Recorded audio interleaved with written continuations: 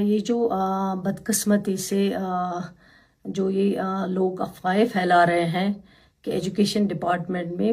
یہ جو ہے FAT سکولز ان کو ٹیک اوور کیا ہے، لیکن میں اس کو کلیئر کرنا چاہوں گی۔ ہمارا جو پرپوزل تھا وہ یہ تھا کہ یہ جو 215 سکولز تھے جن کی آج سے 8 سال 6 سال پہلے CID ویریفیکیشن نگیٹو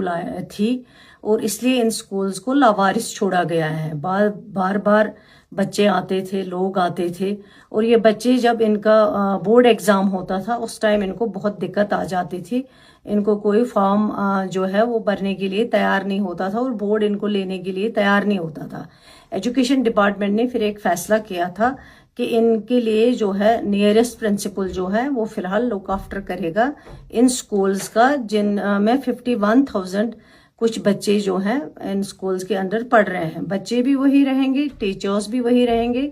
اور اسٹرکچر بھی وہی رہے گا۔ صرف نیئرسٹ پرنسپل اس کو لک آفٹر کرے گا تب تک جو ان کی مینجمنٹ کمیٹی بنی تھی وہ اس سرکار سے پہلے ایکسپائر ہو چکی تھی وہ مینجمنٹ کمیٹی، لیکن ہم نے سوچا جب تک مینجمنٹ کمیٹی بنے گی، اس کی CID ویریفیکیشن آئے گی، تب تک نیئرسٹ پرنسپلز ان سکولز کو لک آفٹر کریں گے، وہ دیکھیں گے تب تک، تاکہ بچوں کا جو فیوچر ہے اس کی سیف گارڈ کے لیے یہ قدم اٹھایا گیا تھا۔ یہ ہمارا پرپوزل تھا، لیکن جب آرڈر آیا، آرڈر میں کچھ اور ڈالا گیا کہ DCs مینجمنٹ کمیٹی بنائیں گے، اور بھی کچھ چیزیں آئی ہیں جو ہمارا پرپوزل نہیں ہے۔ اس کے بعد جب میں نے آرڈر دیکھا، میں نے اسی وقت سیکرٹری کو اپنا پرپوزل اپروڈ نوٹ بھیجا ہے۔ میں نے کہا یہ اپروڈ نوٹ ہے، اس اپروڈ کے نوٹ کے مطابق جو پرنسپلز کو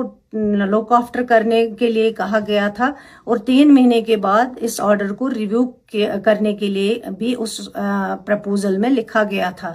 تب تک مینجمنٹ کمیٹی بنائی جاتی اور مینجمنٹ کمیٹی ویریفیکیشن کے لیے جاتی، اور پھر یہ سکولز جو ہیں واپس ان کے ہاتھ میں دیے جاتے۔ صرف پرنسپلز تب تک لک آفٹر کرتے جو نیئرسٹ ہیں، لیکن آرڈر میں جو DCs کچھ اور چیزیں مینشن کی گئی لک آفٹر، وہ ہمارا ٹیک اوور وہ ایجوکیشن ڈپارٹمنٹ کا ایز منسٹر میں کہتی ہوں سکینہ ایتو کا پرپوزل نہیں ہے۔ میں نے جو اپنا اپروڈ پرپوزل ہے وہ میں نے اسی وقت سیکرٹری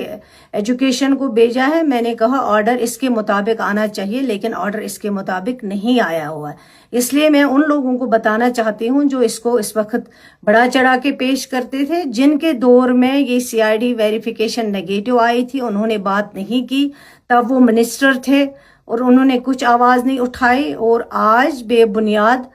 وہ اپنی آواز بلند کر رہے ہیں، ڈرامہ چڑھا رہے ہیں، اور اتنے برسوں میں انہوں نے ان سکولز کے لیے، ان 51,000 بچوں کے لیے کوئی بات نہیں کی۔ میں ان کو